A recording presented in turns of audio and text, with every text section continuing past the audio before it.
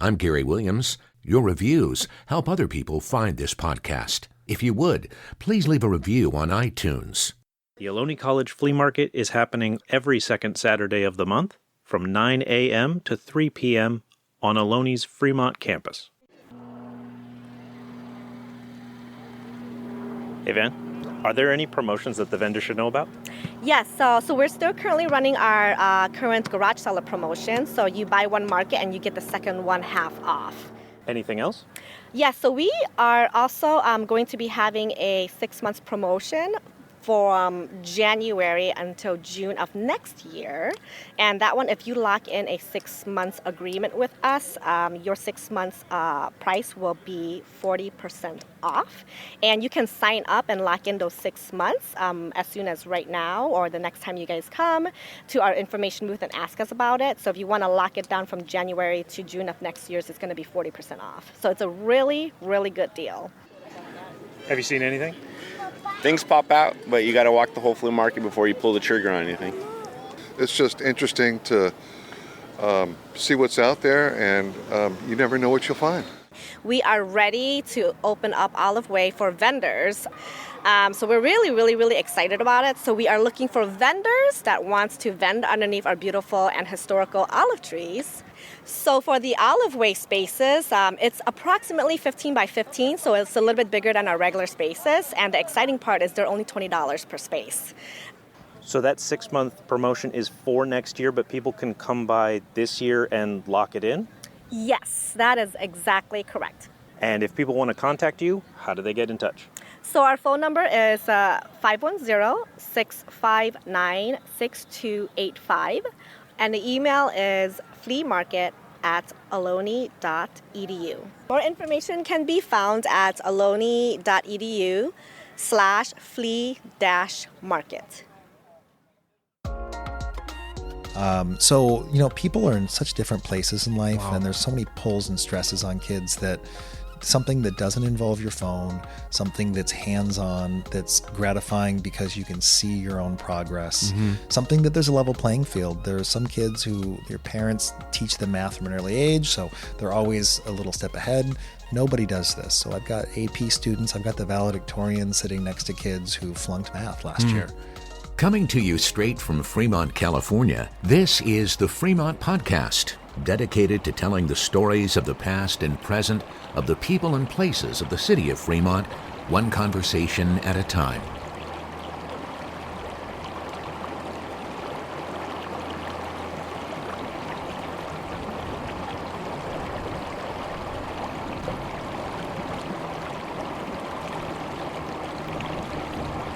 Happy 100th episode, Ricky.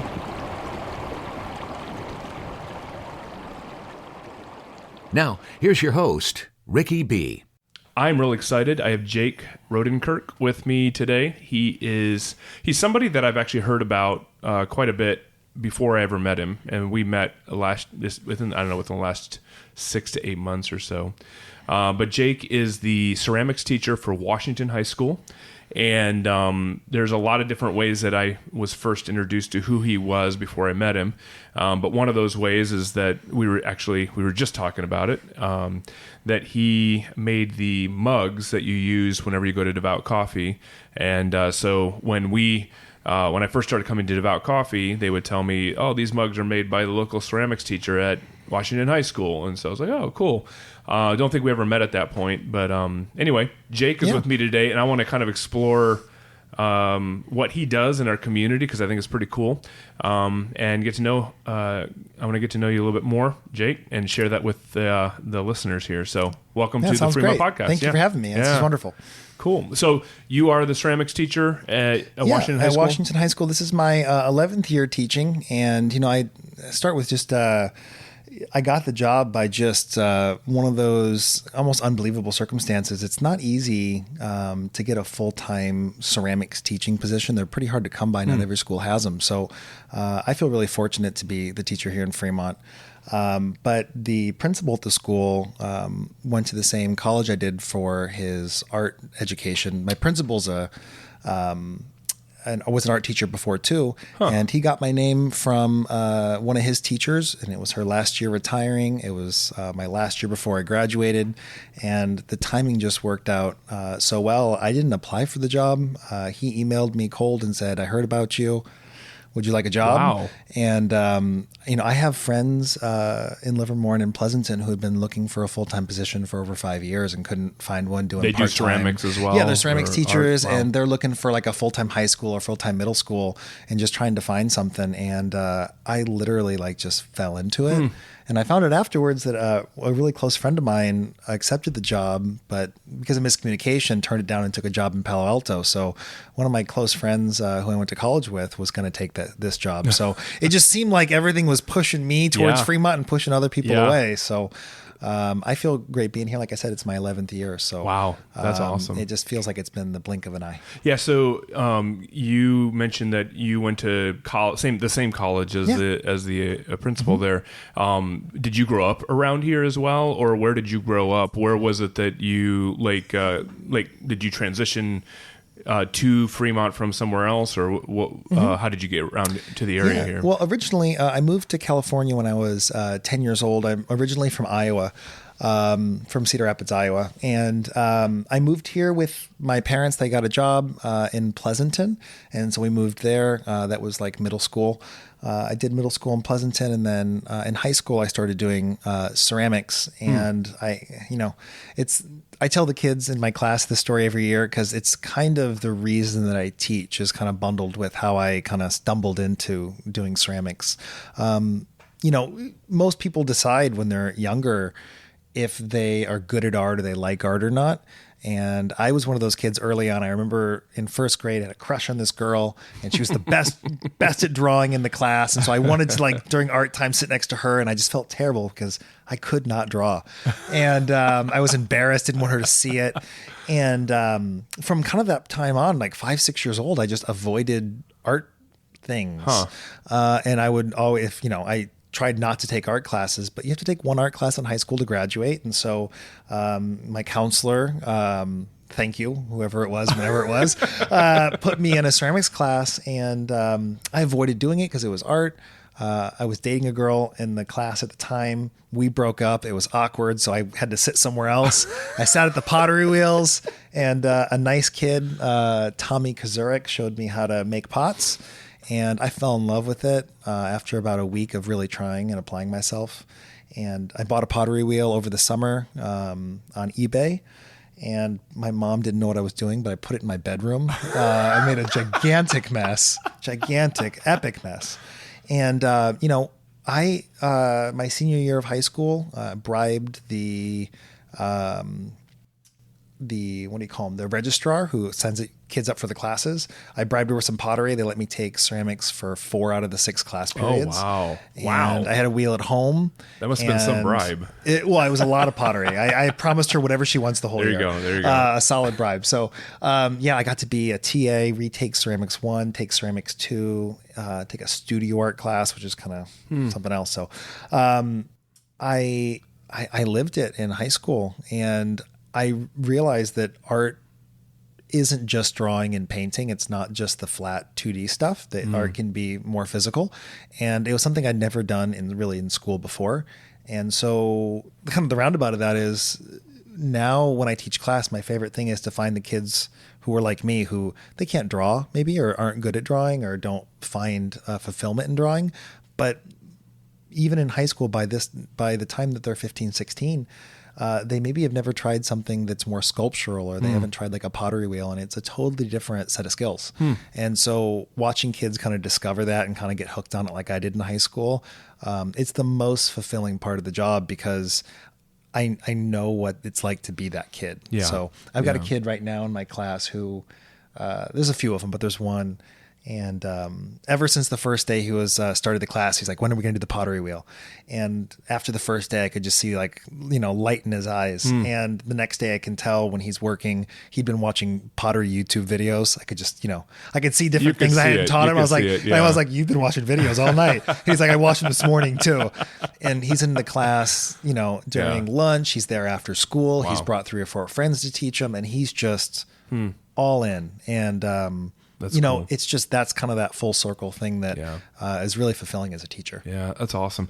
Actually, I want to use that as a transition to something just to talk about in the school system, and not that I want to get into school politics or anything like that. But if I understand correctly, I mean, you're a paid teacher at the school, but the program is not necessarily supported financially entirely. Is that correct? Yeah, you know, the way that schools fund different programs, there's a whole like almost like an economy around it.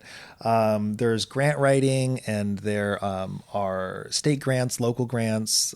You can apply for like private scholarships for teachers.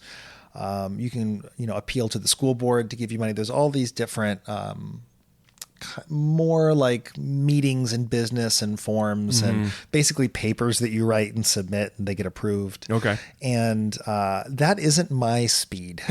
So the pottery bribe of the senior year can only go so far. That kind of is my through line, is kind of just make you something. So, the No Child Left Behind policy started under George Bush in the early 2000s. It made it against the law to require basically lab fees in class functionally, meaning that you can ask for donations. But like when I was in high school or was in the middle of going to high school, like I took a photography class, there was a $50 lab fee you had to pay. Now, you had to pay. Yeah, and if you couldn't pay it, you go to the office and say, financially, we can't do that. And then there's an exception made for you, but the expectation is that you pay. And now it's kind of flipped, and it's been that way since I've been a teacher. So right now, my budget for the class is I get $200 a year to pay for materials, supplies, maintenance of equipment. So you teach ceramics. How many students do you have in a year? Right now I have, I believe, 197. 197 students. You get paid $200 for all the supplies and everything you need. Yeah, that's like if a part of a pottery wheel breaks, like there's like a belt. Okay. If the belt snaps, that's part of the $200. If the kiln needs new parts, if I need new glaze, new clay, if I want to buy pencils, if I want to buy an X-Acto knife, I roughly get, what I tell everyone as a shorthand is I get $1 per student per year. Wow. Yeah. Wow. So. We'll be right back. You can hear the rest of this conversation in just a moment. If you are looking to buy or sell your home, look no further than Petrocelli Homes. You can find out more about them at petrocellihomes.com or pay Jennifer a visit in downtown Niles.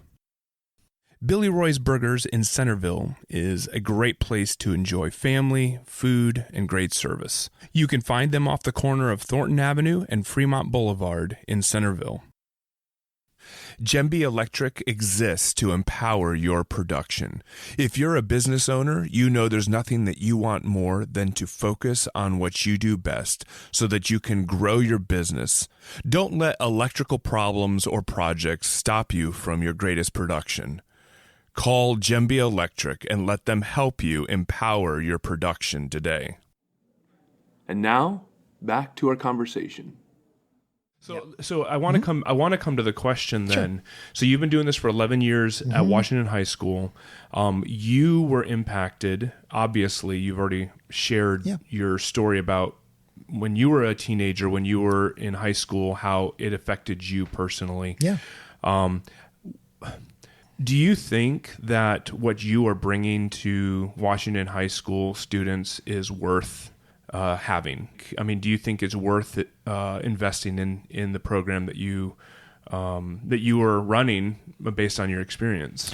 Well, yeah, I mean, it's easy. I know it's hard for me to ask because I mean you're doing obviously, it. I'm gonna it's a passion of yours. Yeah. I mean, I love that question. Of course, yes, I think it's super valuable. I think it's valuable for a lot of reasons. Getting here today, I had to kick kids out of the classroom because they're so excited to do something at school. And just to be clear, 2 hours. Like right now, it's 5:30 p.m. Yeah. And so you just came over here from the school and you had to kick kids out of the classroom. Yeah. Okay. And so like I was in my classroom. We didn't have school on a Friday. It was a 3-day weekend, Friday, Saturday, Sunday.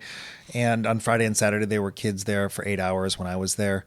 The kids left, when it gets dark out. Every day there's kids 2 hours after school in my classroom. And what are they just making? They're making things. They're teaching their friends how to make stuff. We're talking. They're asking questions about something. I tell a lot of parents, there's, about 20, 30 kids that I spend more time with those kids probably than their parents do. Wow. Just because I'll spend 3 or 4 hours a day with them because they come in at lunch and after school and we have like a flex time. But, there's a lot of reasons I think it's valuable. I think it's valuable because it showed me, it personally gave me the thing that I love to do and want to do. It's my hobby. It's my job. It's my passion. It's a lot for me. And I got that from my ceramics class and from my ceramics teacher to whom I'm grateful. But also there's a lot of kids who feel anxious at school or don't feel like they kind of fit in that system, and they fit in my class. And if it's because of the subject or if it's because of me, I'm sure there's a lot of different reasons, but teaching, I get a lot of interaction with a lot of people, a couple thousand students. I could tell you 100 stories of kids and their parents who thank me in tears because their kid doesn't feel like they belong or they feel like they're bad at school. But because of this art class, it gave them direction. It made them feel like they have worth. It makes them feel like they're not dumb. It makes them feel talented in front of their peers. It makes them fit. I had a parent last year calling me in tears because her daughter was considering committing suicide. The only thing that she wanted to wake up for was ceramics class. Wow. So, people are in such different places in life, and there's so many pulls and stresses on kids that something that doesn't involve your phone, something that's hands-on, that's gratifying because you can see your own progress, something that there's a level playing field. There are some kids who their parents teach them math from an early age, so they're always a little step ahead. Nobody does this. So I've got AP students, I've got the valedictorians sitting next to kids who flunked math last year. And yeah, I was going to ask you that. I was going to ask you, do you have like a niche group of people like those are the ceramic students, or those are the potters, or do you have kind of a mixed batch? Do you and you just kind of answered that you have the valedictorian sitting next to the flunky or whatever. Yeah. So it's interesting because the class draws a lot of different kinds of people. They have to take an art class to graduate. So some of them take it because they have to. They hear Mr. R is what they call me. They say he's funny, or the class is really fun. There's not homework because they don't take the clay home usually with them. Yeah. Whatever, the kids take classes for different reasons. But the variety is great. There are kids who are in band. There are the athletes who are in the class, but everyone kind of works together, and you can kind of tell on campus who's in ceramics because you can see on my clothes that people can't listen, but you get clay on you sometimes. And so the kids who have like clay on their pants or like a little bit clay on their shirt, they walk around and everyone knows it's a ceramics kid. And I love, when I was in high school, it's a kind of a dated reference for younger people, but like Pigpen from Charlie Brown. Yeah, from Charlie Brown. That was always me. I'd get up out of a chair and there'd be a little dust pocket on that chair, or little clouds behind me, or if I clap my hands, dust comes off. That's awesome. And that was always me in high school. I was the kid in my senior year who had like clay on their clothes or whatever. And some kids are like, I don't get clay on me, but midway through the year, it's kind of like that shows that they're a ceramics kid. And so some of them like it and they kind of embrace it. They don't try to wear an apron or something to stay clean. They just kind of go with it. And I love it because for me also, I was very vain in high school.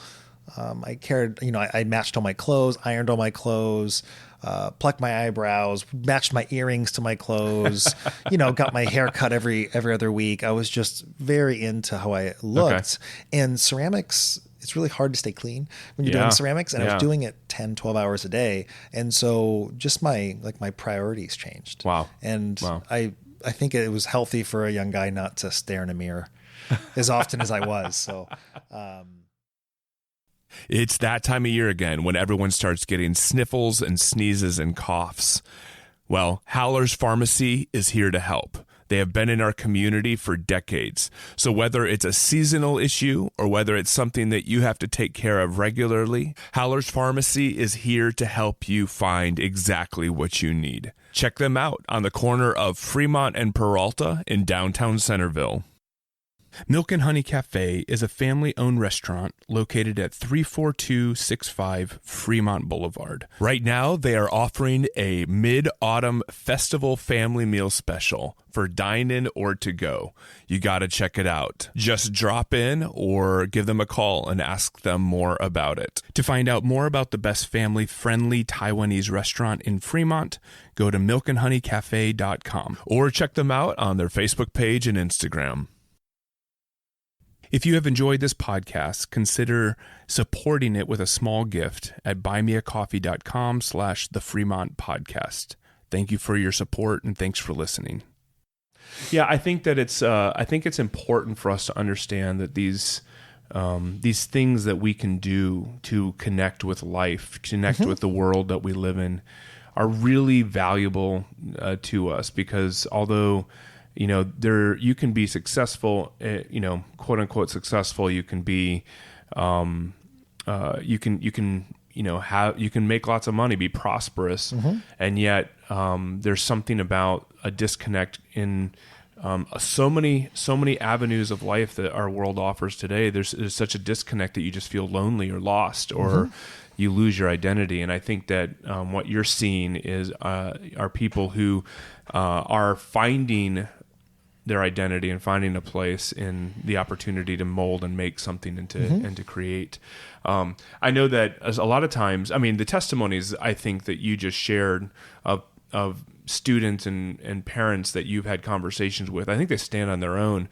But, a lot of times people make decisions because of certain current situations that they find themselves in, but they don't last long enough to see the long-term results of the decisions that they made. You've been doing this for 11 years. I'm just wondering if maybe some of the students, have you had students come back, or have you had significant reports of students who've come back from maybe the early years when you were first starting out a decade ago that have come back and have testified of perhaps the significance of what you taught when they were in school? Yeah, you mean just today? Yes. Today, yeah. Okay. Yeah, no, pretty much every week someone comes back or talks to me.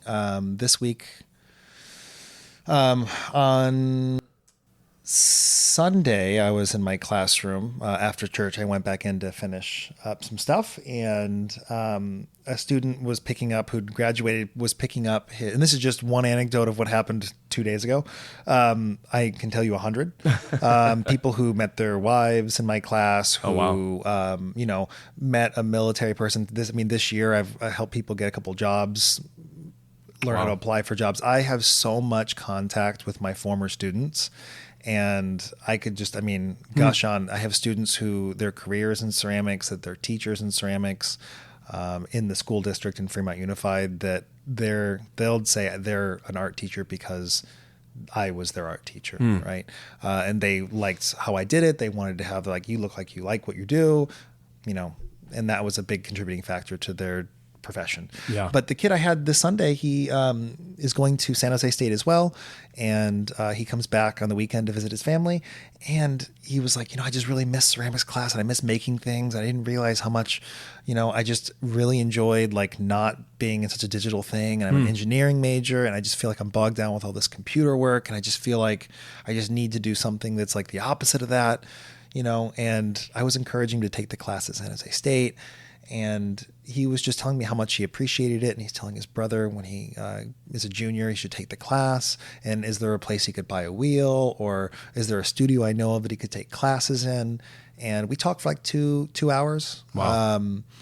And he was just asking a million questions and talking about how much he appreciated the class, especially since he'd been gone for 2 years, how much he realized he missed it and the opportunity that it was. So, this is random. I didn't tell you, but it comes up. Today's my birthday. Oh, what? Oh my goodness. I did not know that. Happy birthday, man. Thanks. Yeah, I'm 37. 37. 37. That's awesome. Happy birthday. Thanks. Yeah. Everyone stop listening. If you're listening right now, stop and wish Jake a happy birthday. Yeah. Yep. That's awesome. That's great. But I only mention it because I had a couple students, former students, who knew it was my birthday, who messaged me this morning. One of them she lives on the East Coast. She was from my first TA, so from 10 years ago. Wow. And I could go on her story for an hour on the impact that we've made on each other. But she's working for the DEA in North Carolina as a forensic a forensic chemist. Okay. And the way that she found that career path and just little things, I was part of that whole thing, her adjustment to college, we kept in contact, but there's probably 150 students that I keep in contact with from previous years or who keep in contact with me. Because I do like local sales around Fremont, if I'm at the Fremont Festival of the Arts in the summer or the Niles Antique Fair in the late summer, the Mission Olive Festival, if I'm at one of those events, all my former students and their parents come by. So I constantly am seeing them. They come back to visit. They move back to Fremont. I see them all the time. I had a student, his name's Fernando. He was from my second year, and he got a job in Seattle working for a company called Mud Shark, doing ceramics and being a business person with them. And he came back, lives in the city, met his girlfriend who also does ceramics. They lived together in San Francisco. They bought a wheel and a kiln and needed advice on how to start their own little thing to sell pots. And then a parent of one of my students was in San Francisco at some kind of event, saw that they were selling ceramics. Their daughter took ceramics, so went over and said, "Hey, that's great." And they found that was one of my former students. Oh my goodness. Take a picture and send it to me. And so there's just so many like little full circle events that happen that, I realize that, sometimes day to day, I don't think, what does this matter? Is this making a difference? Does this in the scheme of things? But it's the stories that I get back from 3 years ago, kids saying that was the class that made me feel sane in high school. Yeah. And they have the confidence to share that 3 years after. Wow. That's awesome. So you mentioned that you have sales occasionally. You're also take part in the local festivals that we have going on around the city and so on.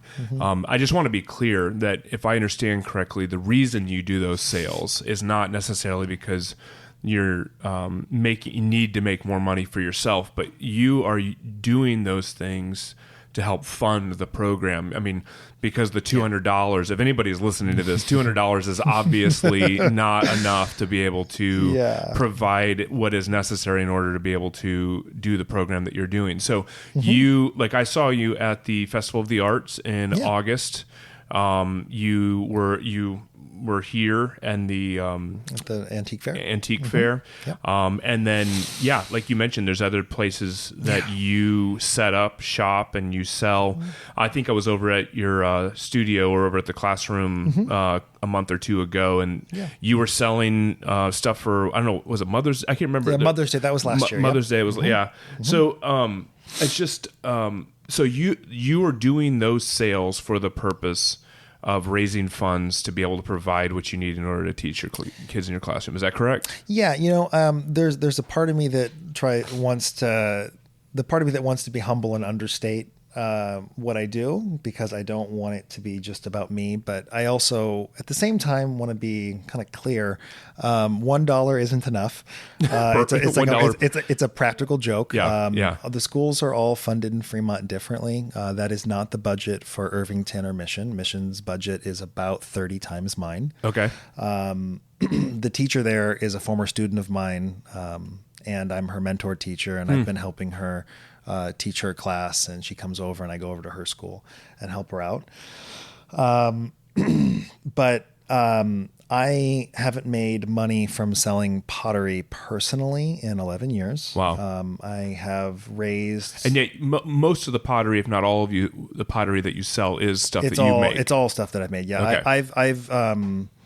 I've made pottery and then sold that pottery and then put that money in the school account. Just in that, a little over $130,000.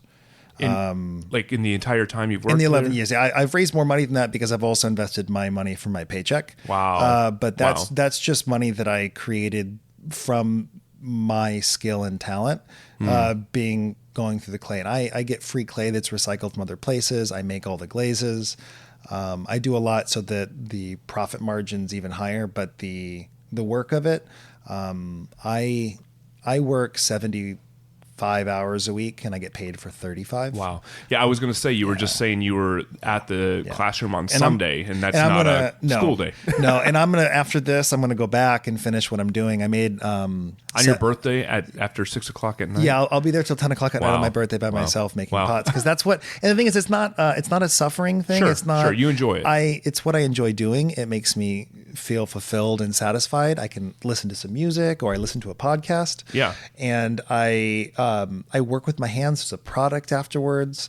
And it's not a woe is me story. Sure. I feel, like I said from the beginning, I feel like everything aligned for me to get this job, and I'm grateful. Yeah. But it is true that the program is comically underfunded. It costs at the lowest I could run it for, and I run it cheaper than everybody, because I hustle at every stage. I learned how to repair all the equipment so that I wouldn't have to pay the $70 an hour to have the repair guy come out. Right.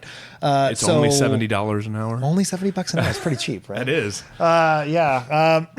But I do, I do the sales also. And because one of my favorite parts about pottery is seeing people use my work right now. When I come to Devout Coffee, and Niles and I walk in, it has never stopped bringing me joy seeing someone drink out of my cup, take a picture of it and post it online. So the satisfaction I have of making something and then seeing someone appreciate it, use it, value it, watching someone buy one in front of me in line, it never gets old, and it's not an ego stroke. It's just, it's a sense of wonder that I took something out of, like, I took dirt and I, rubbed it with my hands, and it turned into something someone wants to buy. Yeah. And it just, it seems like in a world of like AI and computers everywhere that still happens. Yeah. It just makes me just overjoyed. And so that's great. The best thing is getting to set up a sale, and then every single thing that sells, I meet the person, I talk to them, I tell them where it was made or why I made it. I have interactions with people. I'm sure there are people who are listening to this who bought something for me at a sale and talked to me at an event. And that part of it for me is the community, the sense of like making a big city like Fremont with a larger population small. Yeah. And the fantasy in my head when I was a kid is like, being a village potter, being like a guy in a small town. Everyone, if you need a bowl, there's a guy. This is where you get it. There's a guy. And that's not really a practical. I kind of like modern convenience, but the idea of being the guy who makes the things. This is the guy who makes the shoes. This is the guy who makes the pots. This is the guy who fixes the chimneys, and that's awesome. Yeah. So, but yeah, I love selling things, but it is. It is, I have kids sell things. I had a meeting today with the Ceramics Club. We're getting ready for a Christmas sale or a winter sale that we do the week before our school gets out. So I think it's the third week of December.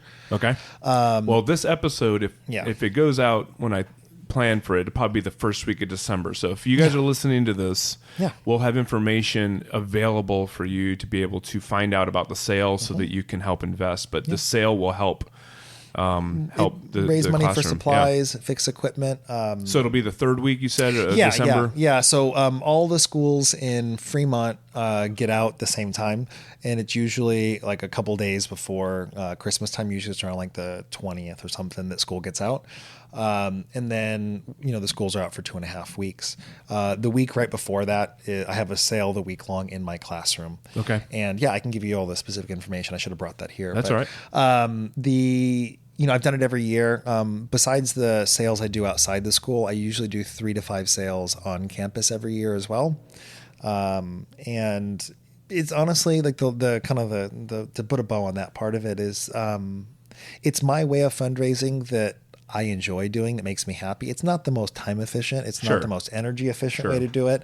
But I don't want to write a grant to the state, have it be rejected a couple times, go to a grant writing class and go through that whole process. Sure. And so I really enjoy meeting people, showing them the work that I make, having them value ceramics, having them come back the next year and say, I bought this, I wanted another one, my daughter broke it, she's not allowed to touch this next one I'm buying. I gave one to my brother and he says he needs more. All those stories let me know that the things that I make, I've made well over 10,000 things in Fremont. And so all those things exist in the world. And the amount of times I meet people and they have something of mine at their house, or someone bought them something. It happened last week. Somebody was telling me, a lady in the office, she got a job and it's her second year. And she was saying, oh yeah, I had this really nice cup at my house and I didn't know where it came from. My husband said he bought it from some guy in Fremont. And she's like, it was you, your name's on it. and that's, I mean, it happens so often that someone, their favorite cup they've been using for a few years, we meet. Yeah. And then it's like, cool. I made that, and they want to show me pictures of it and tell me how great it is. And I don't care about how great. I just, the idea that something I made is in their life, it's important to them. It has intrinsic value, not like you can go on Amazon and buy it, but this thing and I have a relationship every day. That's right. That to me, it's like I'm invading people's houses a little bit. That's great. I'm sure That's maybe great. it's how people feel when they're on a podcast and that, that people are listening to and they hear your voice and they maybe recognize you. That's right. Like, it's just this, like, we're connected. Yeah, that's right. I was just, I rode on the Niles train of lights last night. Mm-hmm. I was able to get tickets on their test ride through the Chamber of Commerce. So shout out to the Chamber of Commerce. But you've got some pull like that I got now. some pull. Yeah. But I was on there, and people, I noticed people as I was talking, to people that I knew, and they turned and looked at me, and they're like, I know that voice. And, I listened to your podcast. And so that's exactly right. You're like, just in some ways, what you do has a broader effect into people's homes and into their spaces, to where you feel like you have a relationship with that person via whatever the medium is that you are connected with. So that's exactly right. That's cool. So if I'm listening to this, it makes me want to go back to high school and learn ceramics. I have good friends who have been doing ceramics. I have a friend that I went to college with who moved out here, and she does ceramics in San Francisco. And I've told you of my friend that lives in Oxford, England, and she has her own ceramics business. Honestly, it seems like it'd be something that I would love to do. So it does also seem like being a high school teacher, especially trying to fund your own program, it seems like it's a lot of work to do. But I'm just curious, are there opportunities for people who are outside of high school? Are there opportunities for people who are in the community that would like to? Because as far as I know, I don't think we have a ceramics studio in Fremont. Nope. And, I mean, 250,000 people, and there's not even one to offer here, right? No, there really isn't. There's a couple really small community programs that are more geared towards small children, and like an introduction to like an art kind of class where there's a bunch of arts. Yeah, actually, I'll throw that out there. Janine Pitta, who I interviewed her, or I didn't interview. I did interview her for the podcast here. She's here in Niles, and she loved doing ceramics in college and went away from it for a while. And I just saw on Instagram that she was starting to make ceramics, and I think she was doing that with kids. So that's one program. And then so some people will do like a little class in their garage. There's a community center, I think, at the Centerville Park. They have a community center there, and they have a small little setup there. I know there's some classes because people, I get asked that question more than any other question. Interesting. And so what ends up happening is like there's like a class for like, it's basically like a mom and kid class where like they kind of want to parent with a young kid, so you can kind of work with them, but you make things, they make things. But like a proper ceramic studio with like, enough space to have like classes, and it's open 6-7 days a week, and it's open for, morning, afternoon, and evening. There's nothing even remotely like that. Wow. Hi, sorry to interrupt. Ohlone College has one. Ohlone College has one. They have a ceramics course. I've taken it. It's still there. It's lovely. Ohlone College has a ceramics course with a full studio. Ceramics is a really hot hobby or I think extracurricular especially activity during COVID, like everyone's like, I'm going to make either sourdough bread or I'm going to start making ceramics. Yeah. So, I mean, it's so funny that you say that because it's really frustrating to people who do ceramics because all the pottery wheels sold out, all the kilns sold out, all the materials, because everybody was trying to set up a home thing. Yeah. And, the people who are running classes or trying to buy stuff, like I had to wait 16 months because it's the convergence of supply chain issues plus labor issues and being able to work. And then people wanting stuff and ordering it online that I was like, man, it's been a long time. Where's my part? It's back ordered. I'm like, but this is made in America though. This is, that's right. Yeah. Like what's going on? This isn't a freight from China. Like I know, but they're back ordered because they got 1,000 orders all at once. And wow. So there was quite a few things I waited for because of COVID. But I love that people are getting into ceramics. Sure. Yeah, I was approached by someone who, again, got my name from somebody at the place. There's one big ceramic store. Shout out to Clay Planet in Santa Clara, the best ceramic store, I think, in the country.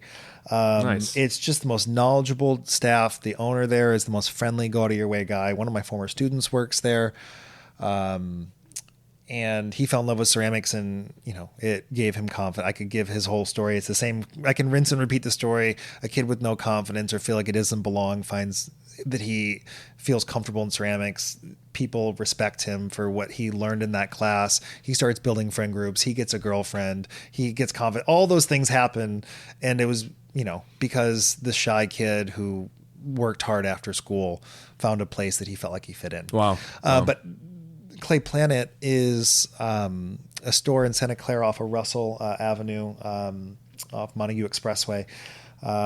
It is an incredible place where they have workshops and stuff, but they sell to all over. I think it's almost basically Northern California. They have a few locations they've kind of bought and resell out of, but they've helped me a lot in my class. They've donated supplies and materials. They come out and help repair stuff.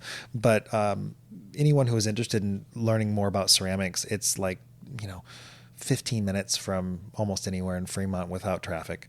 And that's cool. Yeah, Clay Planet, it's a great place, and they ship and they do an online store too. But yeah, the person who approached me asked they wanted to have a sink made for their house. And so they wanted this really big sink made, and nobody was willing to make it for them. They wanted a custom potter, sink? like a bathroom sink, but it's like a 3-foot tall vase. That's a sink. She saw it in Spain.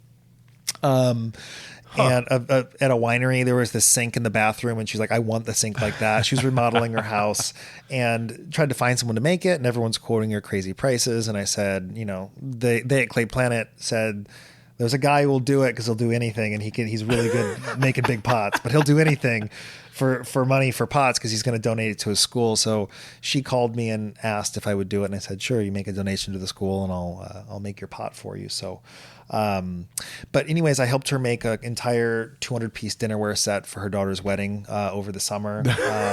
After that blows my mind. 200-piece dinnerware set. Yeah, well, she made it. She wanted to learn how to make it for her daughter's wedding. So her daughter was getting married 2 months ago, and so we worked for about 6 months. I showed her how to mass produce things. I taught her private lessons, helped her glaze the work, and then so she donated again. So she's donated almost $10,000 to this. School. Wow. So wow. And it's the amount of, if I did the dollar per hour that I make on stuff like that, I'm not making as much as I'm making hourly from the school. Right. But I enjoyed it. I got to know her and her family. Yeah. And the reason I bring the story up is she mentioned to me, and we're talking about it now, is opening a pottery studio in Fremont. Oh, wow. That'd be cool. Yeah, she has the financial means to do it, and I have the technical know-how.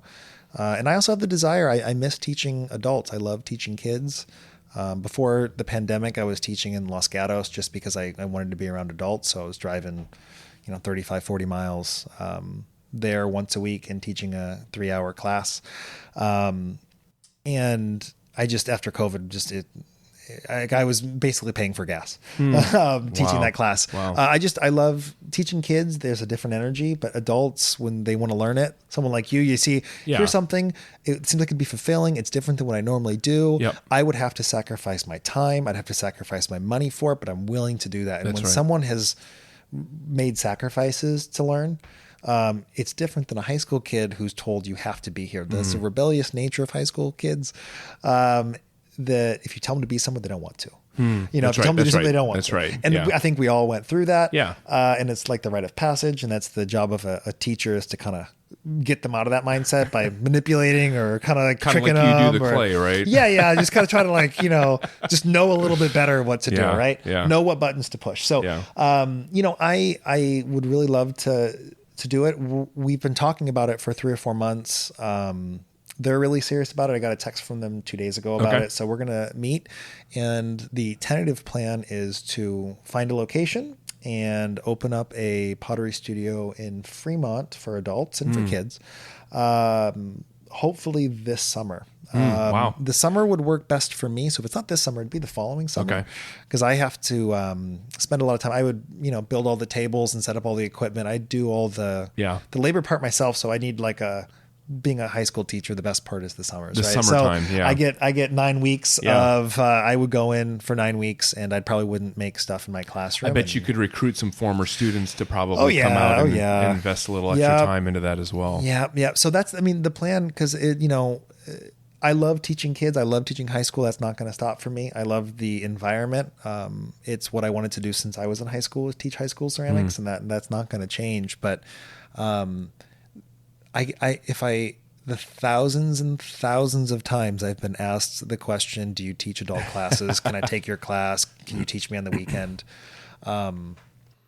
It's too much. And I tried. I tried to do it through a nonprofit. I started a nonprofit called Genesis Ceramics. And I ran it for about 2 years. I taught adult classes. It's just, there's a lot of hoops to jump through. Teaching, like being a nonprofit, renting a school site. Yeah. And so I wasn't taking a paycheck. I was donating 100% of it to the school. I had about 25 students, because I was doing it after school, and it was like teachers and janitors and people's parents and people from the community, all different people.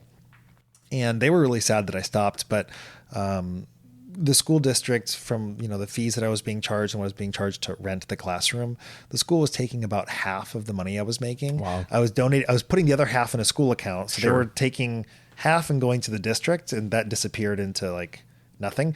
And then the other half was going to my class. And so I wasn't being paid, but I was giving half my money to a school district that has millions of dollars, and those thousands and thousands would have done nothing for them, but that would have doubled the impacts I could have made in my class. And so I stopped doing it because it was hard to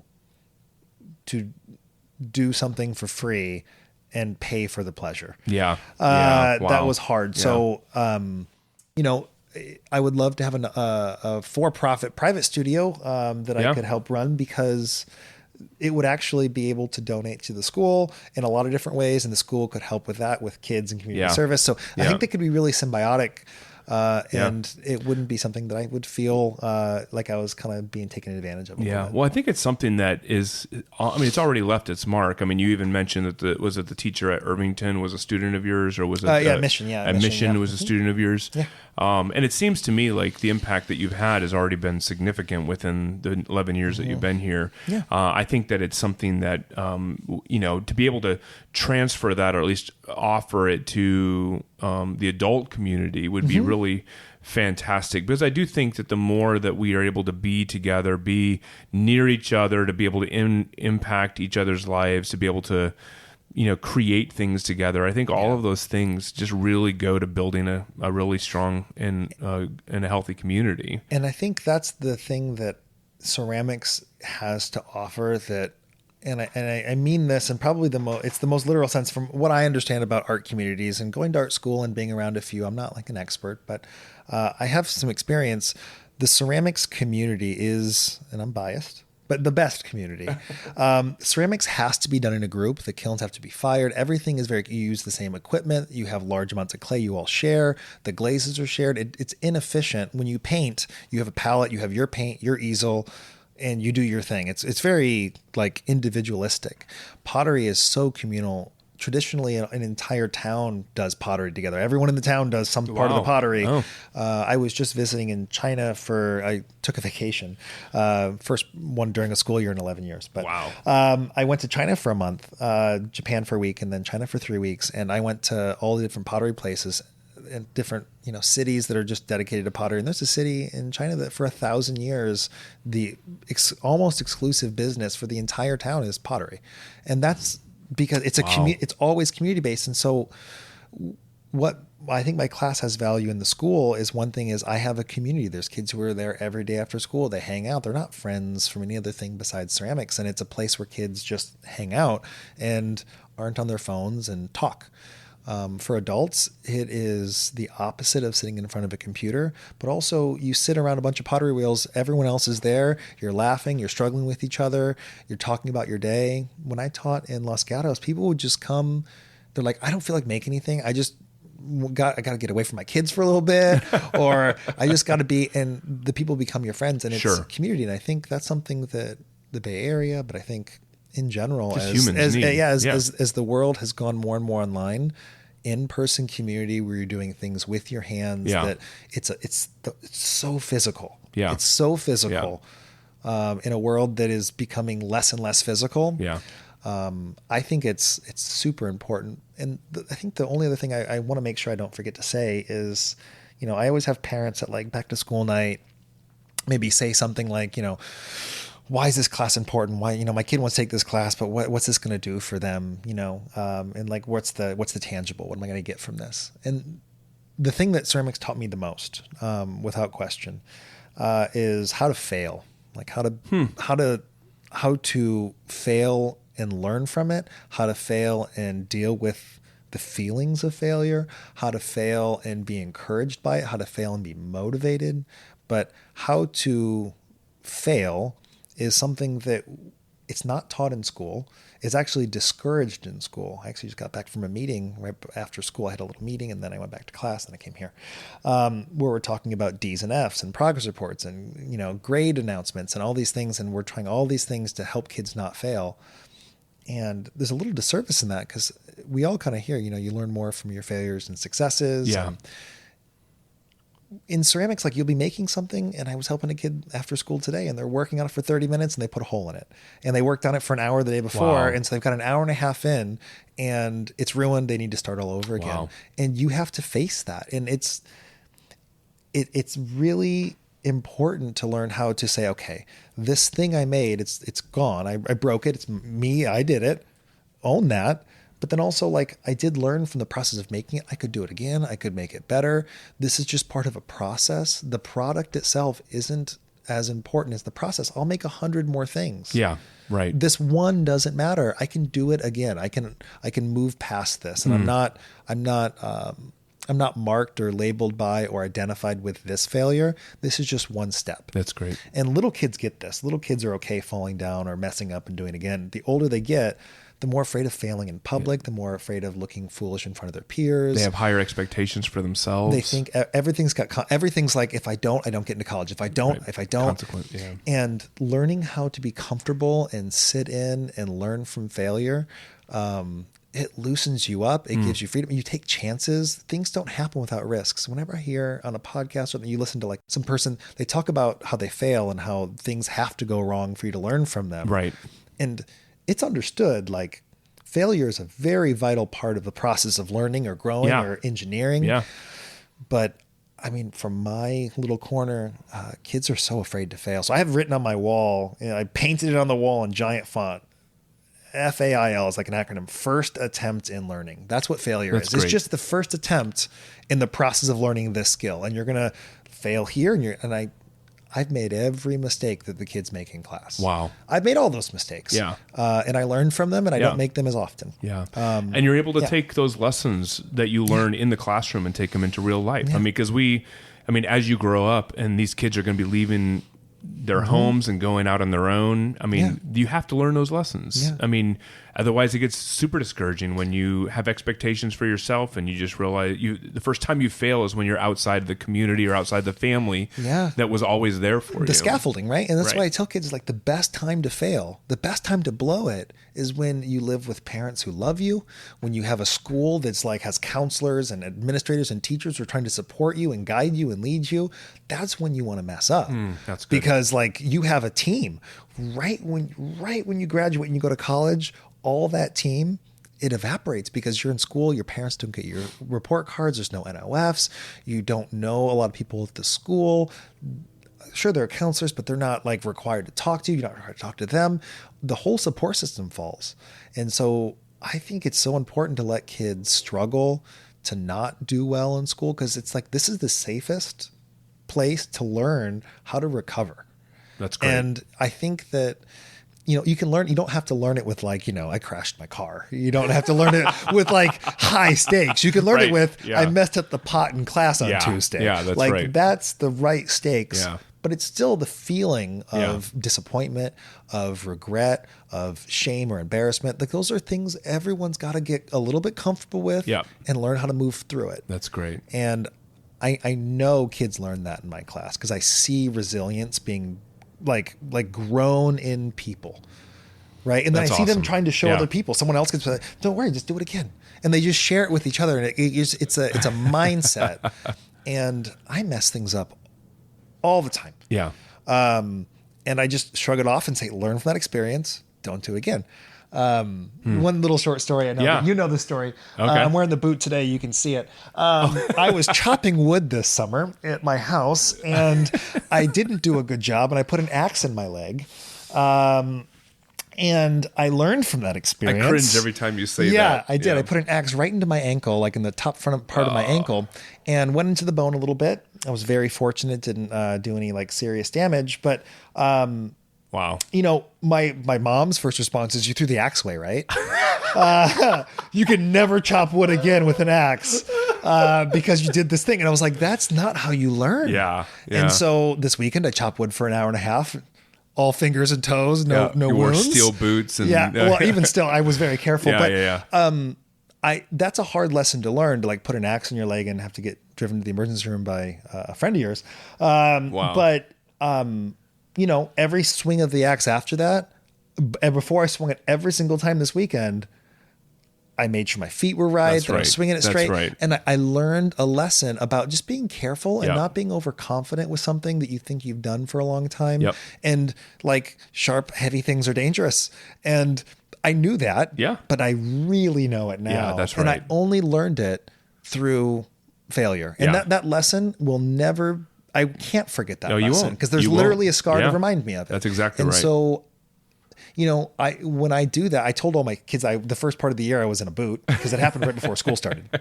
So I told the kids, I was like, look, I make mistakes. I'm not afraid. I'm not going to not chop wood. I'm not going to not learn. I'm going to learn from that experience. I'm going to get something from it. But that was a pretty, if the goal was to chop the wood, not your body, I definitely failed.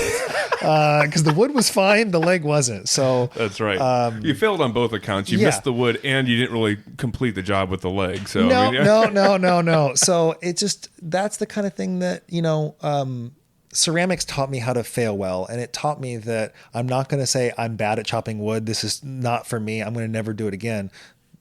That's not the mindset. The mindset is I actually watched a couple of videos on chopping wood and watched like these lumberjack guys wearing a shirt like yours you're wearing today with the plaid shirt. The plaid, the red plaid shirt. And they're chopping wood and watching a YouTube video. I'm trying, okay, what did I do? Okay, what are the stance? There's like some kind of gear I should get. That's There's some shin guards I should wear.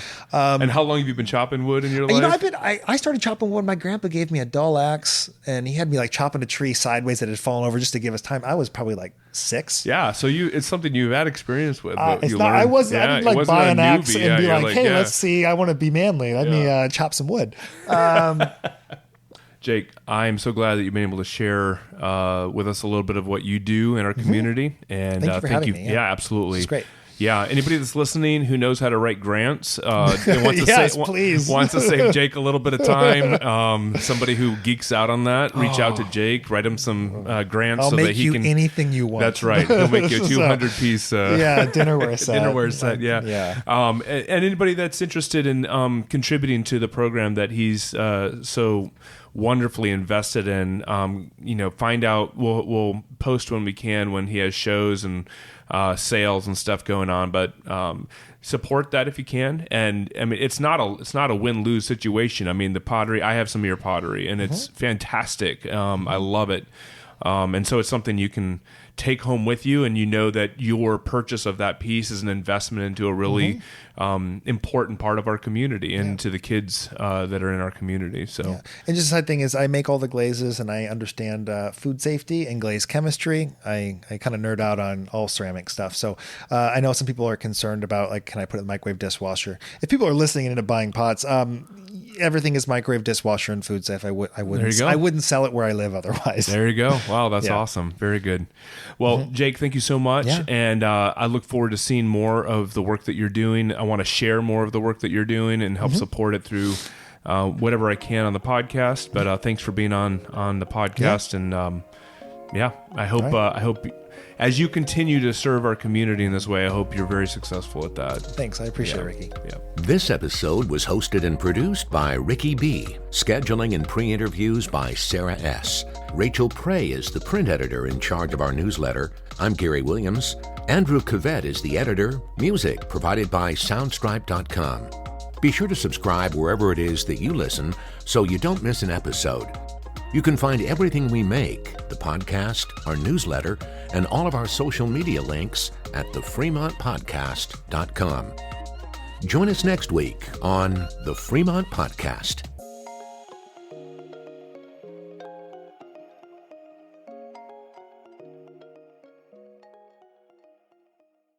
And so I finally walked in one day, and I think Stevie was behind the counter making coffee. I'm like, hey, I heard you guys want someone to make handmade cups. They're like, yeah, do you know somebody? I'm like, I'm the ceramics teacher on the street. I make cups. I'll make you some cups. That's awesome. And he's like, really? I'm like, yeah, I had 3 people tell me about it. And so I feel like I'm supposed to come help you guys out. And it worked fantastic. And they're just really nice people. Yeah, absolutely. Really nice people. Yeah. And they raise their kids well, which means a lot. It does mean a lot. Yeah. And they have okay sisters too. Yeah. I've heard mixed things, but it's never good. All right. I'm testing our audio right now. It looks fine. So I'm going to go ahead and we'll jump on into it. Sure. So, This is a Muggins Media podcast.